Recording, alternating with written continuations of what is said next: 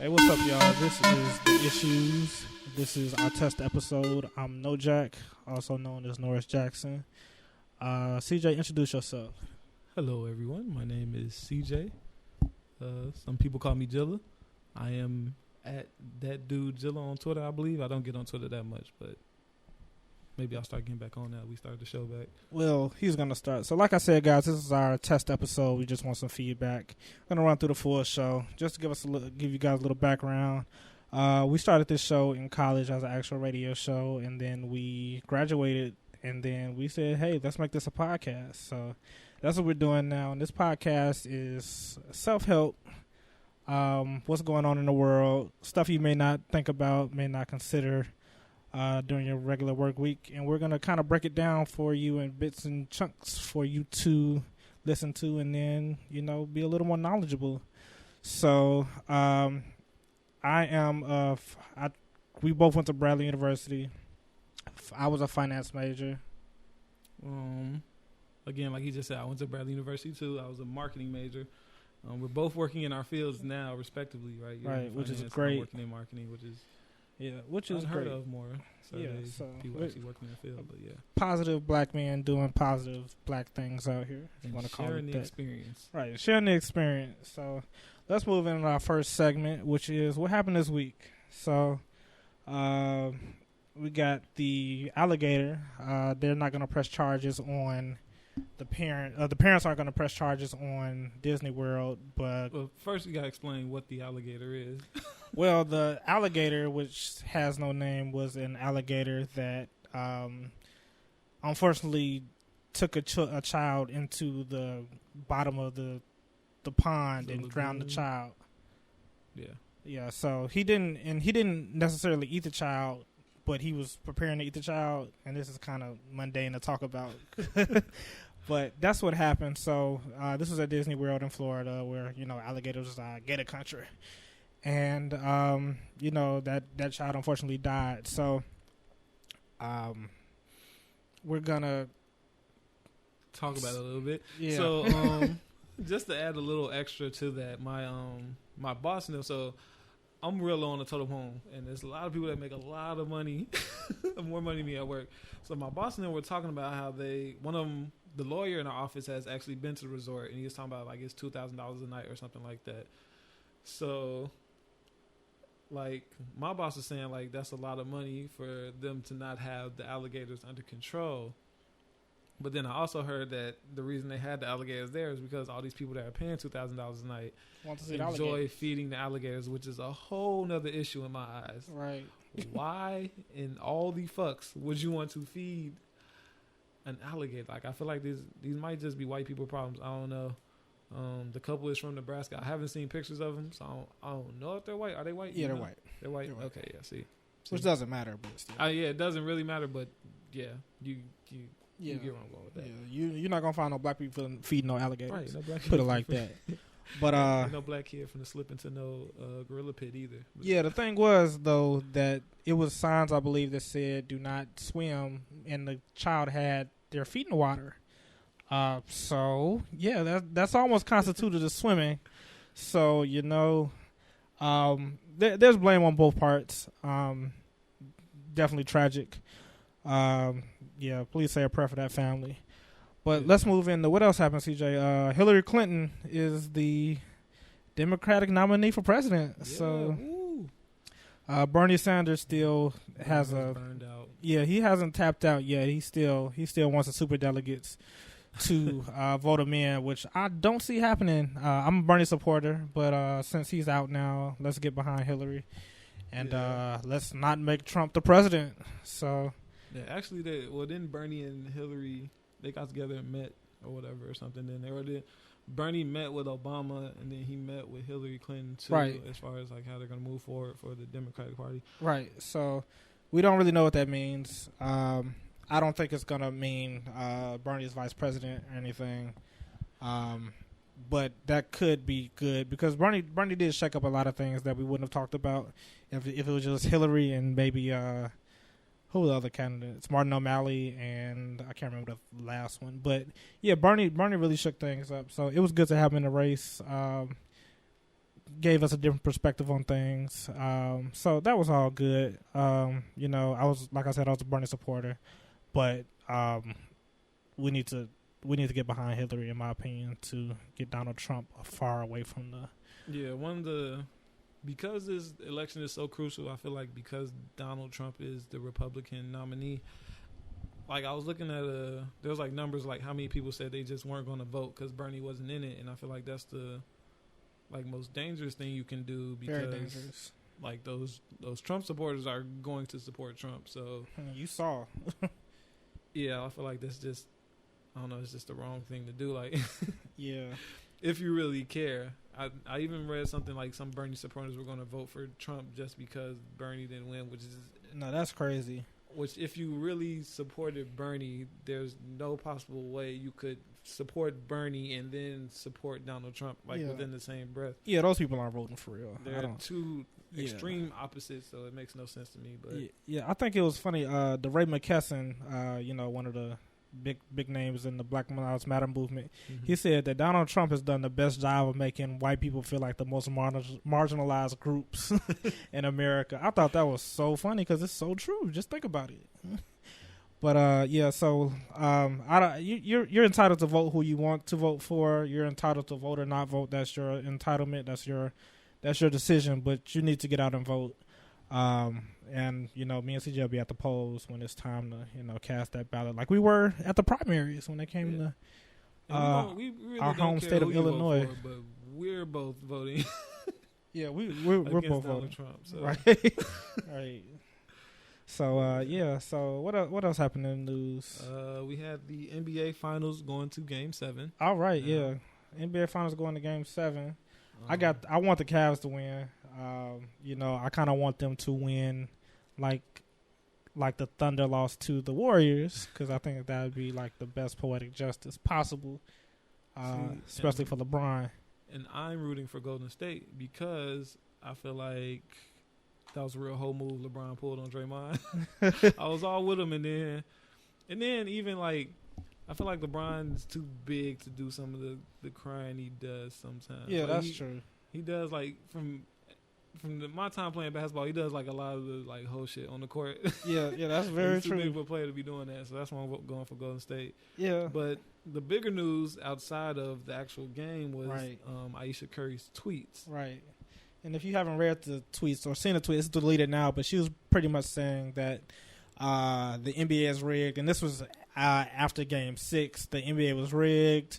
I'm seeing it firsthand that this is just for ratings and more money. But the fact of the matter is, and I don't know if it was I can't remember her name from ESPN, but she pretty much broke it down and said the checks that the NBA gets for ratings and stuff from its commercial advertisements and stuff, that check is cashed before the finals even start, and probably before the playoffs start. So regardless if it goes 4 games or 7 games, they still cash that check. So if anything, it affects maybe the city. So like the Warriors. So for the Warriors to go to Game 7, if you want to say it's rigged, the way it's rigged then is that the owner of the Warriors and the mayor of or the governor of California said, "Hey guys, we need this money. Throw this game so we can go back to Oracle and win it." And if you think about it, that doesn't make sense. So yeah, let's throw that out there. But another interesting thing that happened was what Stephen A. Smith said about Ayesha Curry's tweet, which was that she shouldn't say that being a part of the first family of the NBA, I guess, as it's now put. So if you haven't seen that that response, please go to YouTube and look it up. Stephen A. Smith versus Ayesha Curry or something like that. So this is where me and CJ disagree, because what he was saying was like LeBron James' wife doesn't say anything ever, really. And Ayesha Curry says a lot more than LeBron James' wife. And I think that she shouldn't say as much as she does because how it puts, Steph in a compromising position. And, to go off of that, LeBron James is the most criticized person in the NBA. So if Savannah Curry, which is Savannah James, which is LeBron James' wife, was to say any of the things, was to say anything like that, like Ayesha Curry said, it would have been blown up a lot more. So that's my position on it. So I think Stephen A. Smith was right in what he said about, she shouldn't say things like that can put her husband in a compromising position. Because what are people talking about? That tweet. So, like, that's where I see it. What do you see it? So, I understand where Stephen A. was coming from, and it may just be like the marketing guy in me, but because Ayesha Curry has branded herself, like she took the Curry brand and it branched off into her like her own cooking thing, her like family stuff like that. Like she's a celebrity in her own right. So like the fact that Savannah doesn't tweet is cool. Like that's her prerogative. If she did start tweeting, like she would get the same attention. So like the only reason that this is a thing is because Ayesha Curry has already had that precedent, and she doesn't I don't feel like she tweets stuff that's detrimental to Curry like every time she tweets. No, I don't think so either. Right, so like this is one time. The only reason it's an issue is because she's already had that precedent of already creating her own celebrity in a sense. So like to try to compare the two is, I feel like Stephen A. was trying to say Savannah's better because she doesn't say anything. I didn't look at it as better or worse. I think it was a time and a place for it, and that wasn't a time and a place for it. And I think if Savannah James would have done that, it would have been looked at the same, if not worse, because of LeBron James. So it probably would have been looked at worse, in my opinion, because LeBron has but at the same time, like that's not Ayesha Curry's fault. Like the fact that Savannah doesn't say anything, period, that's neither here nor there. Ayesha does. So when she does make a mistake, it's just like. Yeah, no, I'm. What does Harrison Barnes tweet on a day-to-day basis? Nobody cares, right? Because he's not like you see right. what I'm saying? No, like, I completely get it, but like that was something that shouldn't have been said. Like I get like I don't consider her really a celebrity outside of Stephen Curry. I mean, she got a cooking show, but she just leveraged that as a that's cool. But I mean, like 2 years ago, who knew Ayesha Curry existed, let alone cooked? I mean, some people didn't even know who Steph Curry was 2 years ago. Okay, no, well, that's a little different. But like, I just look at it like Michelle Obama. If she was to say things like, I guess on a larger scale to that effect, like people be looking at the president, like that puts Obama in a compromising position. Just like when Michelle said that she feels like sometimes it's like being a single parent. Like that was like that put a little like Obama.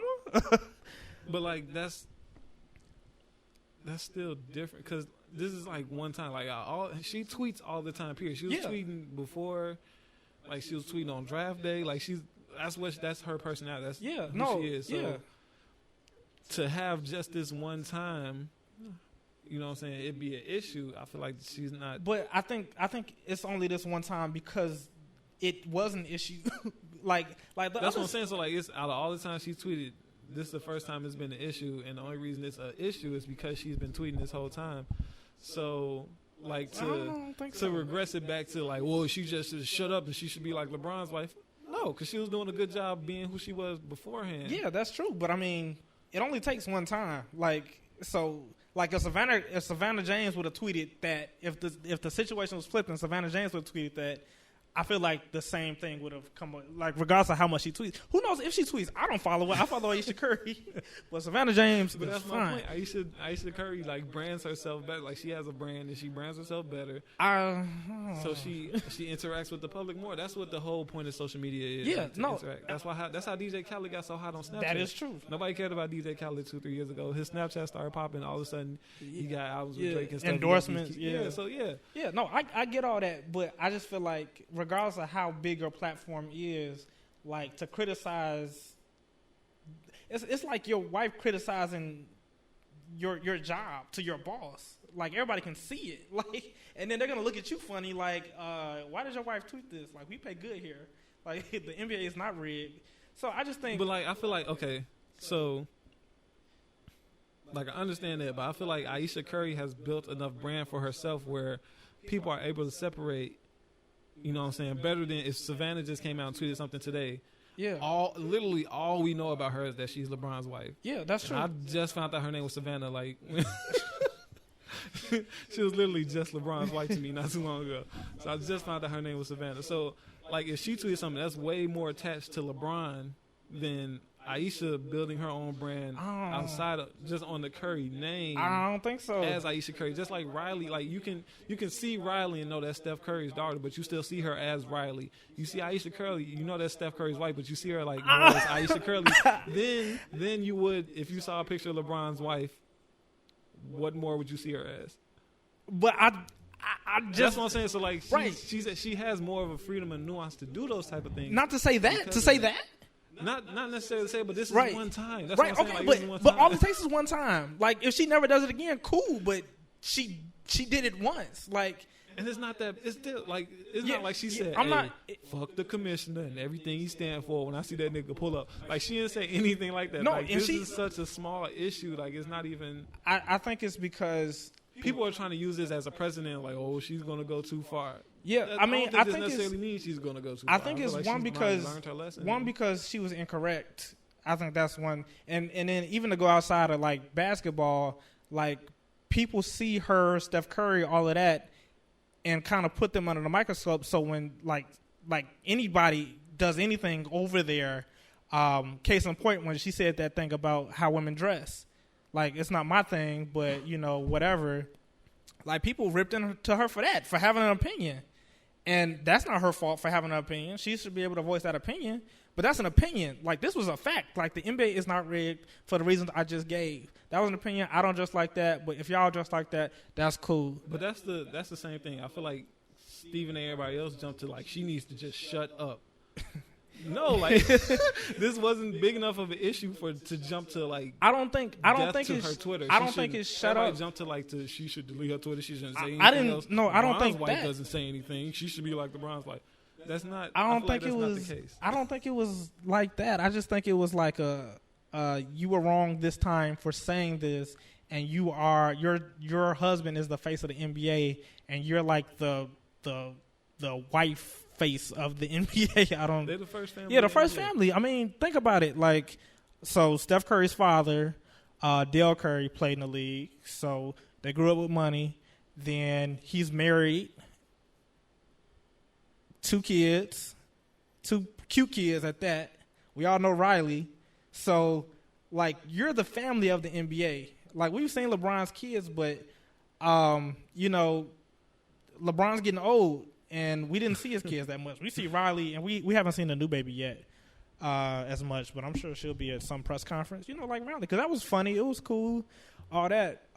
So, and to take it one step further, they get scrutinized for that, for being a family, even from the NBA, from the league. Players look at Steph Curry like, you had it made coming up. Dad played in the NBA. You had all this opportunity. So we're going to head on you a little bit. You got this family, so we're going to head on you a little bit more. And that's just not from the NBA. That's from, like, people in general. So, like, I just feel like she shouldn't have to delete her Twitter. She should still have an opinion, but that wasn't an opinion. She was wrong. That was still an opinion. No, it wasn't. How many people tweet every time something go wrong for their team? Somebody tweet, no, this is rigged. But how many of those people are married to Steph Curry? That's my point, though. Like, I understand, like, she has to exercise, like, a different restraint than the average person. Yeah. But this is such a non-issue. Like, this isn't the thing to blow up, and you know what I'm saying? Like, it's not. I don't think it's not that big of a deal. It's not. It'll blow over, but it'll blow over if they win. If the Warriors win, this will blow over. If they lose, this will be talked about for them. I mean, the Cavs trolls aren't going to let this go. Period. Anyway. No, but people aren't. The media is not going to let this go. Yeah. Because if I type in Steph Curry on Google, Ayesha Curry right now on Google, it's going to be Ayesha Curry versus Stephen A. Smith. Those are 2 big names. So this isn't going to go away, unless they win. But I feel like it's going to go away before the game even started. I don't think so. It's going to come up. But so yeah, what else? So let's move into our topic. Speaking of how women should act. Let's move to our topic of the day. So we're gonna play you guys this audio about who should pay on a date, and then we're gonna give our opinions on that. So listen to this, and then we'll be right back. Have to pay when they go out. The guy is asking that there should be half and half at that point when you already. At what point? When you already been dating for 4 or 5 months. Right. Yeah. Look, okay. To give you a quick answer on, firstly, I think we should just deal with the who should pay thing to begin with. When you're on a date, who should pay? I know. I mean, that's what I told them. You know, I'm sorry. But I would say, I'm dating. We're dating. But here's the gentleman here. Okay. He's supposed to pay. Yeah. That's what I told him. But you're supposed to have sex with him whenever he says. No. Whenever Walt where does this double standard come from? I'm sorry, it's the reality. You guys you can moan at it all you want, but the moment you say to a guy, you have to fucking pay for my time, you're saying this relationship isn't equal. This relationship isn't equal. My time is worth more than yours, so you should pay for it.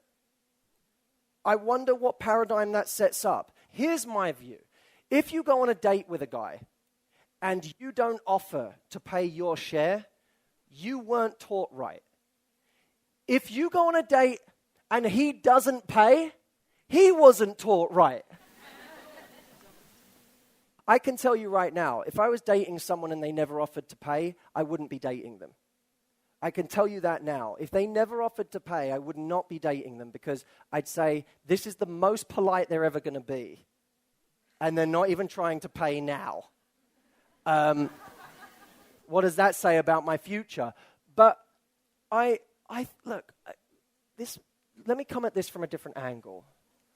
I will always treat my partner how I would treat my best friend. And I wouldn't apply a different standard to my partner than my best friend. I wouldn't say to my best friend, let's always go out to dinner and you always pay. I'd say, let's be teammates here in whatever way we can. And maybe, by the way, proportionately, what you can do is less than what he can do. That's a different thing. If he says to you, I want to go stay at the top hotel in Big Sur this weekend, and it's $1,500 a night, and you say, I don't have the money. It's his job to say, it doesn't matter. I didn't do it so you could pay. I did it because I want to go and I want to take you. Great. That's what that is, right? Or if you both agree to go on holiday and you have a fifth of his earning potential, you say, I want to contribute to a fifth of this holiday. It's overly simplistic, but you get what I'm saying, right? I'll contribute on the level I can contribute. Let me tell you what means something to a guy. Trying. That means something to a guy. When he feels that you're not even trying to contribute, that's when he feels used. Because any guy who's really confident and self-respecting, if the woman never is even trying to contribute, he feels like he's being taken advantage of. And it has nothing to do with money. It has to do with the lack of gesture.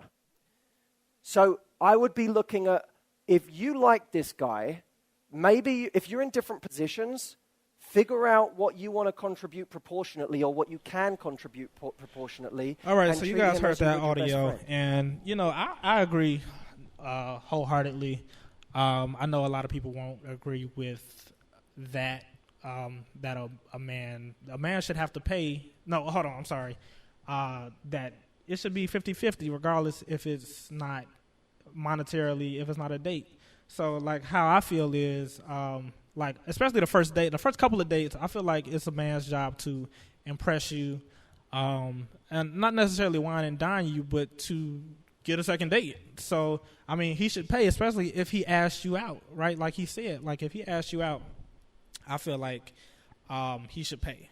So, he took enough, he saw enough in you to say, I want to wow her. I want to make her see why I didn't work with anybody else. I want her to give me a chance because this woman is probably a good woman for me. And you know, the date is a mutual thing. So I have to see if I like you on a deeper level outside of the physical attraction, and you have to see if you like me on a deeper level outside of physical attraction. How you feel, CJ? So my favorite part of that, he was like, anytime or Right. I know what you're about to say. he was like, you should have sex with a guy whenever you ask for it. Right. Because like I feel like between men and women there are more things equal, but nobody recognizes it because they're different things. Yeah, that's true. So like That's just true. like in Florida, they don't value the orange as much as we would in Illinois because we don't have oranges that much. You know what I'm saying? Yeah, that's true. But we have corn, so we don't value corn as much as they probably value corn down there where they can't grow it. So it's the same type of thing with like this subject. That was probably like a crazy roundabout way to go about trying to describe it, but pretty much like I agree with almost everything he said. Like if I feel some type of way, like if I'm, because literally and I feel like we talked about this before, like on a first date, if you're expecting the guy to pay for everything and to come pick you up and everything, like he said, literally you're making this guy pay for your time. And Which is crazy. Yeah, that's crazy. Like, because I feel like I got my shit together and my time is important too. So like, what are you investing? You could literally just go out as a woman in that situation. You could literally go out on a date just because you want a free meal. That is true. You can go out as many days as you want and eat every day of the week if you know what I'm saying. Right. If you got it like that. That's true. You got, yeah. But like, as a guy in that situation, like, how do you protect? You know what I'm saying?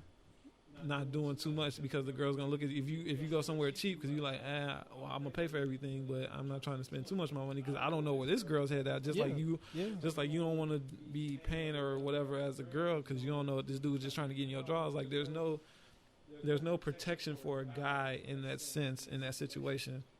Yeah, and me, I'm cool risking that. I'll rarely say, I'll find a girl and say, I just want to take you out. I want to have a conversation, whether it's by text. It's usually not by phone, but just to see where your head is, because I had a situation where I'm glad we texted first before I took her out because I like, I'm gonna not waste this time. Like, I don't see anything. I don't see anything coming to this, so why am I going to waste my time and my money and her time? So, Netflix and chill, but that's about it. But so CJ, how would you? So you see a nice little soft leg. Well, How would you approach her in there? How would you go about? With the amount of L's I've taken recently,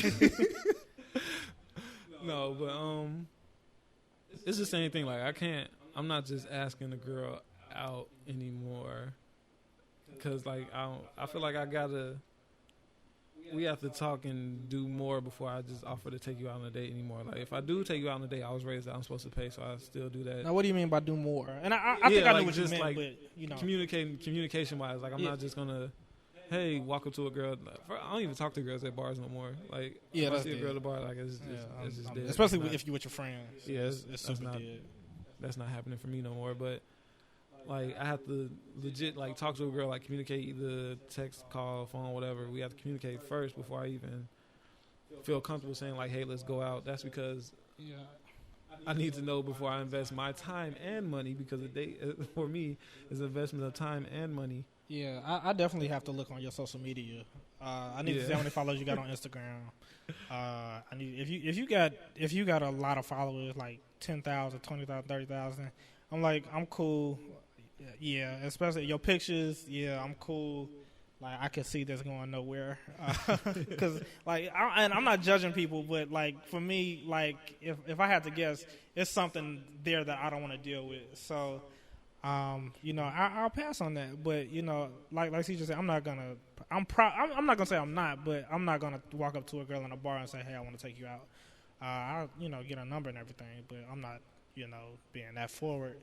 But, yeah, if I was in that situation, well, I've been in this situation a lot. And, me and CJ have had two very, very different dating experiences, which we'll probably get into in later episodes. But if I was to say, we're both single right now, by the way. True. All right. Sliding them DMs. But if I was to meet a girl, say, I'll talk to her, via text, see if she texts back first. I ain't even finna throw that out. She don't text back. And then, after I see some positive stuff, I'm like, so let's go out and do something. So, you know, my first date is usually I don't like dinner. I like, you know, to do something fun. So if I can find something fun like museum, laser tag, something fun, especially if I know she's into that stuff, that's what I'm gonna do, because like sitting there dinner, all that stuff, it's just not for me. I'm not knocking anybody who does it, but it's just not for me. So that's what I would do. And then, you know, if that went well, communications gets a little stronger, then, you know, let's go out again. And I paid for the first date. I'll pay for this date. Probably pay for, you know, this date, a few more dates, you know, get a little more intimate in our dates and what we do. Not like that, but, you know, like it's a little more comfort in the date as opposed to the first date. So the more dates you go on, the more comfortable you feel with that person. So, you know, after that, everything's But, like, smooth. So how do you negate? Because the more dates you go on, the more money you got to spend too at the same time. That's true. So like, do you just take that risk when you're going in? Yeah, to a I new mean, situation? I'm just prepared for that, because I mean, I could pay for the first date and not see anything there and be cool. I could see something, she don't see something, and I'm still paying for dates, and she's still letting me, and knowing and that's when, you know, like, wow, you just. But at the end of it, like, you taking a risk. I mean, regardless if it works out, if it doesn't, it's a risk, and I think it's a risk you just have to take. You know, especially if you see value in this person, even if she doesn't see value in you initially, if she has some interest, I feel like it's your job on those 1 or 2 or 3 dates to kind of show her why you're bay material, I guess.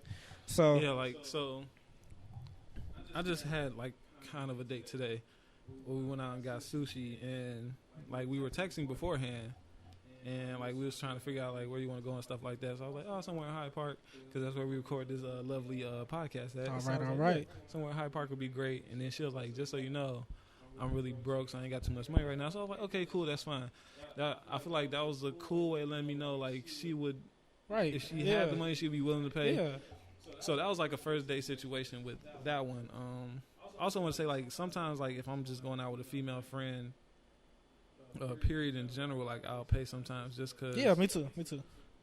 Like, that's just how I was raised. Yeah, me so. too. Yeah, you know. But, like, a lot of times, like, my female friends, like, that trust is already established. Right. Where I know, like, they not just, Right. Yeah. you know, coming out with me. Yeah. It's not like a. It's not like trying to a. get in my pockets. Like and I'm never expected to pay either. Like, it's like if I do, it's like, oh, thanks, and Yeah. it's nothing else. I don't want nothing. It's just like you've been my friend for however long. Let's, you know, I got it. Like, you know, treat your friends like, you know, like I bought stuff for my male friends too. Like, it's like it comes back around basically.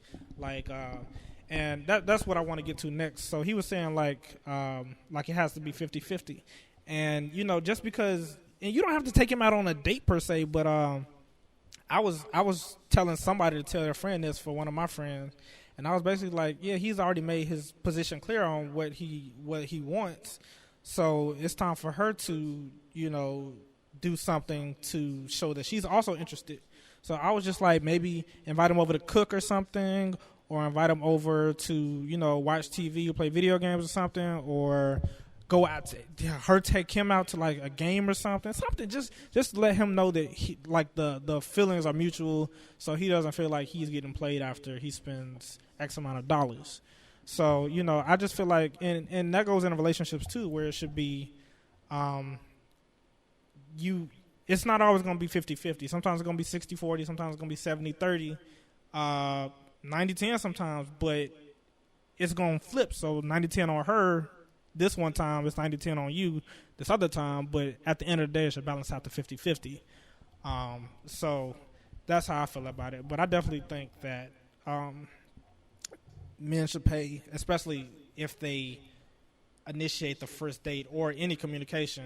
They should pay for that first date, the first few dates actually, and then if she doesn't reciprocate anything, then that's when you realize that, you know, let me cut my losses, chalk it up to the game, and let me bow out. And then, you know, if she and I'm very upfront with people, like what do you want out of this? And I've told people like, look, I ain't looking for no relationship, so I just stopped. yeah. I just stopped. Yeah, I'm not taking you out. I'm not going to spend money and then say I'm not looking for a relationship. I'm I'm gonna like if I'm taking you out, I'm looking for something a little more serious. If I don't take you out, then I'm probably talking too much. I'm spilling some beans. But I was gonna say, like, I feel like the base of this is kind of where you get into the talks of like why chivalry is dead. People believe chivalry is dead and like that. It's like I feel like there's much more like things that were always expected of men because they were always done were more received as like like you said, when you say you do something nice for your friend, like, oh, thank you, that's nice. Yeah. Instead of like, that's what you supposed to be doing, nigga. Like, hey, you know what I'm saying? Like that's when it becomes like a turnoff from like a male perspective. It's like, yeah, definitely. Like I don't literally I don't have to talk to you. Right. Like and literally, I don't have to talk to you. I don't have to be nice to you. Like I don't have to do any of these things. Yeah. And the way I always put it, look, it's not a lot of good black men out here. So, like if you're not interested, don't waste my time. But right? Because, and like I understand, like women don't make as much as men, but like I don't know, like so I'm in marketing. My ex-girlfriend is in school to be a pharmacist. Chances are, like when she gets done with school and how much I'm making now, she's probably gonna be making more money than me. Like point blank. So like there's nuances and like there's variations for everything in that. You can't just like keep holding on to like the guy makes more money. He should like if a guy's making literally like 8% more than you do or something like that, and it's like buku money and stuff like that. Yes, he should be paying for everything, but you know what I'm saying, like. I don't even think it's about the money. And not even like if a woman's making more, like she should be paying for everything. No, I don't believe that either. But yeah, we old school, so we was raised like that. We're millennials, but yeah, you new kids. We don't get how y'all do stuff, but it works. So I can't really knock y'all. So it works for y'all generation. But and I guess to piggyback off this a little bit, I feel like men don't do this because it's not required anymore. Like women are just okay with whatever. Like it's literally like you want to come over and chill, and then they come and then I get what I want, and then you're upset that I don't think it's not as required, because like you can have a girl that will require that from everybody else, but the dude that she actually likes, like she'll just be comfortable getting it from every other guy in her life.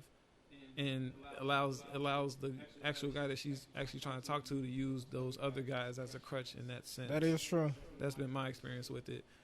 So that's where it becomes like and that's why I always have an issue, especially with somebody like when I feel like somebody's like expecting me to do something like I don't have to do. That's when it becomes a problem, because I feel like I'm nice to everybody regardless. Yeah. So like I'll do things for people regardless. If you start acting like I have to do nice things for you, then I will stop doing those nice things for you. Yeah. Because you got me fucked up. Yeah. It's just that simple. It's just that simple. And I feel like, I don't know, I've been side nigga of the year for at least 2 years. Yeah. So, like, I know how to play my role, but, like, if I feel like in my side nigga position I'm being used as a crush in that way, then I go ahead and bow out. Yeah. In that situation. So yeah, that's true. That is true.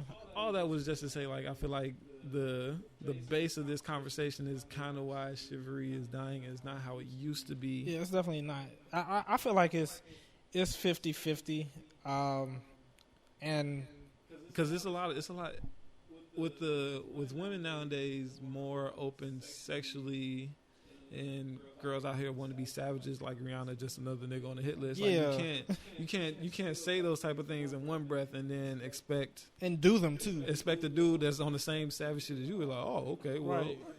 Yeah. Pick and choose, man. Like if somebody, I mean, you gotta play with the hand you was dealt. So if he's playing that game and you want to play that game with him, cool. But if he's trying to actually do right by you, then I don't feel like that's the person to do that with. If you're not interested, okay then. Like I just can't figure it out. But I really think that and that goes both ways too. I just want to say that. Yeah, too, no, that's very true. That's very true. But same thing. A lot of things go more both ways, because so there's still not equality. Just like there's not equality between whites and blacks, there's still not equality between men and women. I understand that, right. But there has been progression made, and with that progression, You know what I'm saying? Things like this are starting to change. Yeah. So you can't have your cake and eat it too with both things. Just like I feel like as a black community, we can't say like, you know what I'm saying, if we're not taking advantage of all the opportunities we have to get into college and better ourselves as a community, then we can't say that, oh, this is the white man trying to hold us down. If you haven't tried to take advantage of those opportunities, you know what I'm saying? Yeah, you're gonna run into roadblocks. Yeah. But you can't like if you do what you need to do, and we're talking from very privileged positions because we both grew up in 2-parent households and we were always financially secure, so we understand we're talking from that position. But if you don't, we still have to work. Like we still have to pass. We had to graduate high school and then go to college, go through college, and then graduate that. So we still didn't underestimate what we were given. So you know, and that's why I think double standards should still exist. Like it does. Like double standards exist. Like men and women should be paid the same. I'm not gonna say that people shouldn't be paid differently for the same job. What I'm saying is that men and women should understand, like, a man should be a man and a woman should be a woman, in a sense of, like, a woman wants a man to, you know, take control, quote unquote. And I think by, you know, asking a woman out and paying, you are guiding her in a way that's saying, this is where I see you, and I hope you see me the same, so we can continue to do this. And I mean, it's not your fault if it doesn't work out. Like if I pay for 3 dates and she says she's not feeling me, okay, cool. Like if you lead me on to feel a different way about it, like you are feeling me but you're really not, that's when we have a problem, and that's when I might, you know, have to ruin your life a little bit. But yeah, I really think that we should start being men and women. So if a guy's not giving you what you want, then, you know, say, look, I'm not coming over to chill. I'm not coming over to do all this. You have to respect me if you don't see me this way. Because I'll be real. Like, no, I'm not going to say that. I'm not going to say that. Okay, but, like, in that same sense, like, just like we have to respect that. Like, if you say, like, hey, are you trying to do us fuck and I'm not trying to fuck, you have to respect that the same way. You should have to respect, like, hey, I feel like you just going out trying to eat. You know what I'm saying? Like, you just trying to be taken out and showed off so you can, you know, hop on the next nigga or whatever. Yeah. You got to respect if I say, hey, I'm cool on that too. So, all right, just communication. Like, open your mouth. Don't ask what are we 3 years out into it. like yeah, just like I don't expect sex to be on the table every time I take a girl out. Not. You should not expect a man paying every time you go out. Yeah. Unless he offers. If you say I want to go somewhere as a woman, then I feel like you should pay. Like, don't say I want to do this and then say, and just look at him like 32.67, and you look at him like, all right. And they can't see how you're looking because this is not recorded. But if you know me, you know how I look. But yeah. So I just feel like, you know, if it's your idea, then you should pay. So like take that effort into, you know, making men respect you, because men will 90% of the stuff men do are for women. So if you guys start taking women out on date, or I'm sorry, if women start requiring men to take them out on dates to get sex, and then guess what, you guys are gonna get a lot of dates. But you know, if you guys are letting him, you know, just slide over, put on CB4 on Netflix, and then, you know, y'all on the couch, and next thing you know, you waking up saying, man, why did I do that? And you regretting everything you did that night because you got nasty. And he just like, and then he kicking you out at night, and then you feel really stupid. Like, man, he ain't even letting me stay. I can't even because I feel like it's just the same way girls are brought up to hold on to, you know what I'm saying, hold on to their virginity. I ain't brought up like that. Keep their virtues and all that type of stuff. Virtue's gone. Guys are taught, like, you need to get out, get a job. You need to be successful, same thing like that. So just like my earlier example, which was a stupid example of oranges in Florida and corn in Illinois, like, guys have, like, we're told to go out and have sex as early, like, sex is a bad thing to be a virgin as a guy. whether that's right or wrong, Yeah. that's what it is. So like a guy's out there questing to get sex, and just like a woman is questing to hold on to sex. So like that battle's always going to exist. Yeah. Whether everybody's paid the same or whatever the case may be. And that's a societal norm more than anything. Yeah. Like, or if it's even still going to be that way. which I think is gonna get worse. But yeah. But yeah, we're gonna. The moral of the story is. Yeah. There you go. The moral of the story is, you shouldn't always expect a guy to pay if you're, you know what I'm saying. Just because, understand from a guy's standpoint that literally a date is all risk with maybe some reward. Like, Yeah. I understand you're giving up your time, but at the same time, that guy's giving up his Time, too, money. and he's giving up his conversation, Right. just like you're giving up your conversation. Right.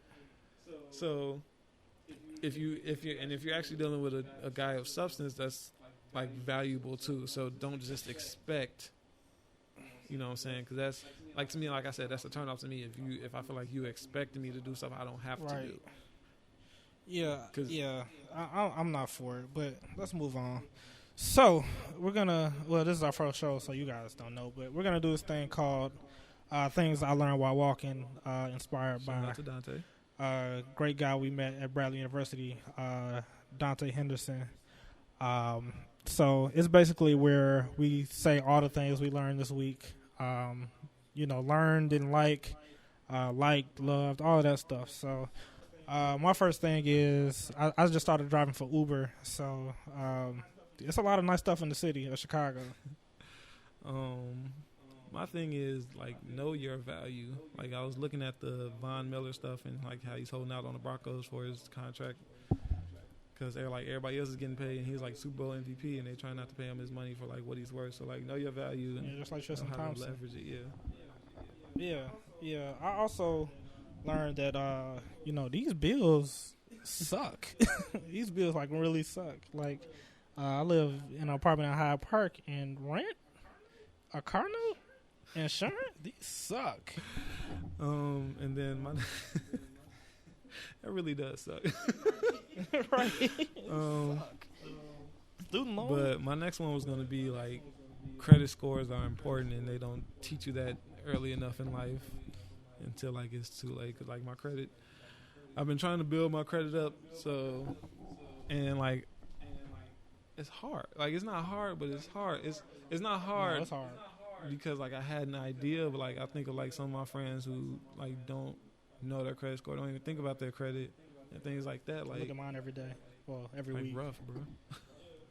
Yeah, it's rough out here. Another thing I learned is that I love my car. Like, I really love my car. Like, I drive a 2015 Hyundai Sonata, and the color is Urban Sunset. So it's red to some people, it's orange to other people. So My next thing is being able to trying to figure out how I can say this just in case my employer finds out about this podcast. Being able to look busy is just as talented as being is just as good as a talent as being able to do work sometimes. I'll just leave it That's at true. that. yeah, my thing is I've been working real hard on my job, so I've learned that when you deserve a raise, ask for a raise. I feel like Von Miller right now, so I'm gonna be asking for a raise pretty soon. So yeah, you got any more, CJ? That's it for me. Yeah, well, thank you guys for listening to our first show, our test show. If you're on YouTube, like, comment, subscribe. This will be on iTunes and SoundCloud, and I'm sure you'll see a lot of links. We got a promo video coming up that's going to be shot by Lee Golden. I'm sure you guys know him. If you don't, you'll see him in a minute. You'll see his work. He does really good work. And if you really enjoyed the show, make sure you tell a friend. Tell a friend, tell a friend. You know your friends like. Go ahead, let them know too. Anything about that? Right, because everything we talked about, we've all been impacted by. So whether it's Aisha Curry or getting curved on the first date. And So feel free to join in on the discussions, leaving comments. Right. We have right. can hit No Jack up on his Twitter. You can hit me up on my Twitter with anything. Slide in our DMs. Let us know anything. Yeah, at no_Jack3 on Twitter, and what's your my Twitter is at that dude Jilla DATDUDEJILLA. Give me a Snapchat too. I don't have a Snapchat because I'm against Snapchat. Jilla32. My Instagram is _Jilla32. So yeah, probably better. It's probably better to hit No Jack up on Twitter. It's probably better to hit me up on Instagram or Snapchat. These are facts. So, with that being said, we're going to close out. Thank y'all for listening, and we'll see y'all next week. Peace.